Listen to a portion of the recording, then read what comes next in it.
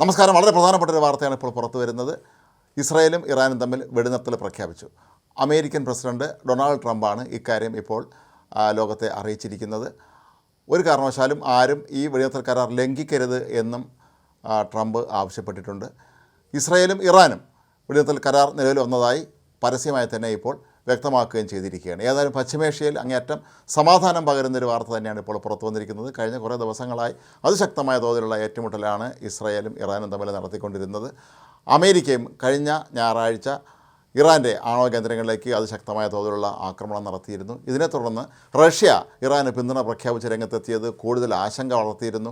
ഒരുപക്ഷേ ഇതൊരു മൂന്നാം ലോക മഹായുദ്ധത്തിലേക്ക് പോലും എത്തിക്കുമോ എന്ന് പോലും പലരും സംശയം പ്രകടിപ്പിച്ചിരുന്നു. അപ്പോൾ ഈ ഒരു സാഹചര്യത്തിലാണ് വളരെ പ്രധാനപ്പെട്ട ഈ ഒരു വെടിനിർത്തൽ ഇപ്പോൾ നിലവിൽ വന്നിരിക്കുന്നത്. ആയിരക്കണക്കിന് ആളുകൾക്ക് ആശ്വാസം പകരുന്ന ഒരു വാർത്ത തന്നെയാണ് ഇത്. ഒരുപക്ഷെ അമേരിക്ക തന്നെ മുൻകൈ എടുത്താണ് ഈ ഒരു വെടിനിർത്തൽ കരാറിലേക്ക് ഇരു രാജ്യങ്ങളും എത്തിച്ചത് എന്ന് വേണം കരുതാൻ.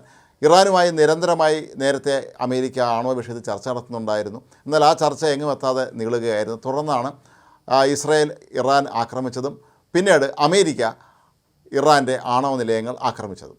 ഏതായാലും ഇരു രാജ്യങ്ങളിലെയും ജനങ്ങളെ സംബന്ധിച്ചിടത്തോളം ഇത് ഏറെ ആശ്വാസം പകരുന്ന ഒരു വാർത്തയാണ്.